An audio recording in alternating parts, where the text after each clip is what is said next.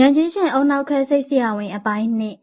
ဆေးရဖြတ်စည်းခံခဲ့ရပြီးတဲ့နောက်ပမောက္ခချွေကိုဆေးရုံကနေခေါ်ဆောင်သွားရပါတော့တယ်။ရုံးရှင်တက္ကသိုလ်ကမေကွန်းထုတ်ထားတဲ့အကျော်ခွဲစိတ်ပညာအတွက်စာတမ်းမေကွန်းတစ်ခုကိုဆယ်ဦးကတွေ့ပြီးတော့ထိုင်ဖြစ်နေပါတယ်။အဲဒီအချိန်မှာပဲသူအားထားဆံပြုတ်ထားတဲ့ပမောက္ခချွေကဘော့စတွန်ကနေပြန်လာမယ်ဆိုတဲ့စာကိုတွေ့လိုက်ရလို့ပျော်ရွှင်သွားပါတယ်။ဆေးရုံတစ်ခွင်မှာလည်းဆယ်ဦးရဲ့အကြောင်းကနာမည်ကြီးပါတယ်။ဆယ်ဦးကတော်ရုံကောင်မလေးမဟုတ်ပဲအရန်တော်ပြီးတော့ထူးဆန်းတဲ့ကလေးတစ်ယောက်ဖြစ်ပါတယ်။ပမောက္ခချွဲကိုလည်းဆယ်ဦးကိုတတိထားပါဆိုပြီးပမောက္ခဆုံးဆိုတဲ့သူကပြောပြထားပါတယ်။သူရဲ့စာရန်ကအရန်ကိုခန်းစားချက်ထူးဆန်းလို့တခါလောက်နောက်မှဖတ်ဖို့အတွက်အကြံပြုခဲ့ပါတယ်။ပမောက္ခချွဲဟာသူအခန်းပြန်ရောက်လို့နေရာချနေစဉ်မှာပဲဆယ်ဦးကသူ့စီကိုရောက်လာခဲ့ပါတော့တယ်။ဆရာလို့ခေါ်တော့ပမောက္ခချွဲလည်းကြောင်သွားပါတော့တယ်။အဲဒီနောက်ခုနကသူဖြေထားတဲ့အကျော်မေကုန်းကိုသွားပြပါတော့တယ်။ပုံမလင်းလင်းရှိတဲ့ဆယ်ဦးဟာမုံနေလဲယူဆပြီးတော့ပမောက္ခဆုံးရဲ့အကြောင်းကိုပါဖောက်တယ်ချနေပါတယ်။ပမောက္ခဆုံးကပမောက္ခချွဲရဲ့တပည့်ဖြစ်တယ်လို့သူကလည်းပမောက္ခချွဲရဲ့တပည့်ပါဆိုပြီးပြောပါတယ်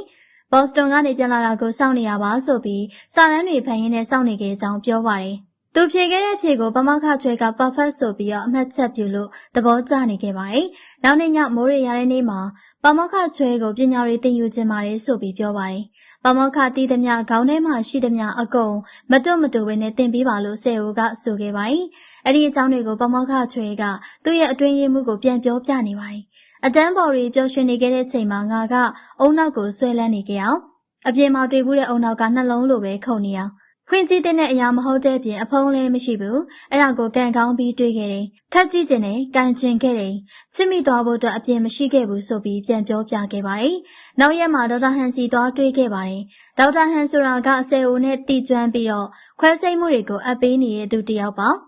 ကျွန်တော်တို့ကိုမကြိုက်ရင်ကိုဟာကိုခွဲစိတ်ဖို့ပြောတော့သူ့ကိုယ်သူခွဲစိတ်လို့မရလို့ပေါ့ဆိုပြီးပြန်ပြောခဲ့ပါတယ်ဒေါက်တာဟန်ကလည်းဆယ်အိုစီသွားပြီးတော့ဖြောင်းပြခဲ့ပါတယ်ဘလို့မှလက်မခံတဲ့ဆယ်အိုတယောက်နဲ့စကားများခဲ့ပါတယ်အဲဒီနောက်မှာဆေးရုံကအမတ်တရအစာရွက်တွေအကုန်မီးရှို့ခဲ့ပါတယ်အဲ့ကနေကြံခဲ့တဲ့အပုံအစားအနာလေးတစ်ခုကနေတစဉ်သူ့ရဲ့လက်ထောက်လေးကသူ့အကြောင်းကိုသိချင်လာလို့စုံစမ်းခဲ့ပါတော့တယ်ဓာတ်ပုံမှာပါတဲ့အလဲကသူနာပြုနဲ့တွေ့ခဲ့ပါတယ်။တရက်မှာဘော့စတွန်ကိုသွားမဲ့လူစရင်မှာဆယ်ဦးမပါပဲဟာဦးရောင်းပါနေလို့ပမောက္ခချွဲစီပောက်ကွဲခဲ့ပါတယ်။အဲ့ဒါနဲ့တစ်နှစ်လောက်ပြဿနာတွေတက်ခဲ့ပြီးတော့ပမောက္ခချွဲအစည်းအဝေးရှိတဲ့အချိန်ဆယ်ဦးကအရေးပေါ်လူနာခွဲစိတ်ခဲ့ရပါတယ်။အဲ့ဒီအချိန်ခွဲစိတ်ခန်းတဲ့ကဆွဲထုတ်ခံခဲ့ရတာကြောင့်ခံပြင်းပြီးတော့ဆယ်ဦးကလည်းသူ့လူနာသူ့ခွဲစိတ်မှုဆိုပြီးအော်ဟစ်ခဲ့ပါတယ်။အခုချိန်မှာတော့သူ့အတွက်ဘော့စတွန်ကိုသွားဖို့နေရာတနေရာခြံထားသေးကြောင်းလာပြောပြီးတော့ခွဲစိတ်မှုကိုအတင်းပြုစေချင်တာဖြစ်ပါတယ်။သူ့ကိုတတ်လိုက်ရင်ဘယ်လိုလုပ်မလဲဆိုပြီးပမောက္ခချွဲရဲ့အတွင်းရေးမှုကပြောပေမဲ့ဆယ်ဦးကတော့အဲ့လိုလုပ်မှာမဟုတ်ဘူးဆိုပြီး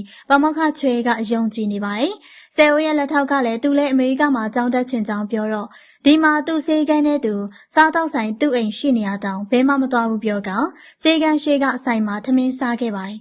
ဆယ်ဦးကိုသဘောကျလို့စေကန်းနားမှာဝိလေကြောင်ပဲလုံနေတဲ့လူတစ်ယောက်ရှိပါတယ်။သူကအကျယ်ကျုပ်ကြားခံနေရတဲ့သူဖြစ်ပြီးတော့လွတ်သွားတဲ့ချိန်ကျရင်အရက်တစ်ခွက်အတူတူတောက်ဖို့အတွက်ခေါ်ခဲ့ပါတယ်။တရက်မှာအဲ့ဒီလူကသူ့ညီပိုင်နဲ့စားတော့ဆိုင်ကိုရောင်းလိုက်တဲ့အတွက်သူစားတော့ဆိုင်ကိုလူယူပါတယ်ဆိုပြီးတော့ပောက်ကွဲကရှင်းပစ်ဖို့လုပ်ပါတော့တယ်။ဆက်ဖြုတ်ပြီးရဲ့ရက်မှာအရက်တောက်ဖို့အတွက်အိမ်ကိုလင်ခေါ်ခဲ့ပါတယ်။အသင်းဖြော်ထားတဲ့အေးအေးမှာဆေးထည့်ပြီးတော့သူ့ရဲ့အိမ်ကိုကားနဲ့ခေါ်သွားပါတယ်။အဲဒီလူကလည်းအေးအေးတောက်ပြီးတော့သူ့ကိုတတ်မဲ့ပလတ်စတစ်အိတ်ကိုပါတည်ပေးနေခဲ့ပါတယ်။ဆေးတောက်ပြီးတတိလစ်သွားတဲ့အခါမှာခင်းထားတဲ့ပလတ်စတစ်ပေါ်မှာပဲလက်ဘင်းကိုလှီးကရရဆက်ဆက်ရှင်းပစ်ပါတော့တယ်။အဲဒီနောက်စာလုံးနေတဲ့သူ့ရဲ့လက်ထောက်ကိုဖုန်းဆက်ပြီးတော့အိမ်ကသက်သေပစ္စည်းတွေရှင်းခိုင်းပြီးသူကအလောင်းကိုမြေမြုပ်ဖို့အတွက်သွားပါတော့တယ်။မြေမြုပ်နေတဲ့အချိန်ရုတ်တရက်ပမောက္ခချွဲကမတင်မဖဲနဲ့တွေ့သွားခဲ့ပါတယ်။အိမ်ကိုလည်းကင်းလဲတဲ့ရဲတွေရောက်လာပြီးတော့ထူးဆန်းနေရကြောင်းဝစ်စစ်ဆေးဖို့အတွက်တကားကိုလာခောက်နေပါတော့တယ်။ဆယ်ဦးတို့နှစ်ယောက်မိသွားမလားလွတ်မြောက်သွားမလားဆိုတာနောက်တစ်ပိုင်းမှာဆက်လက်ဆောင်ကြည့်ရမှာပါရှင်။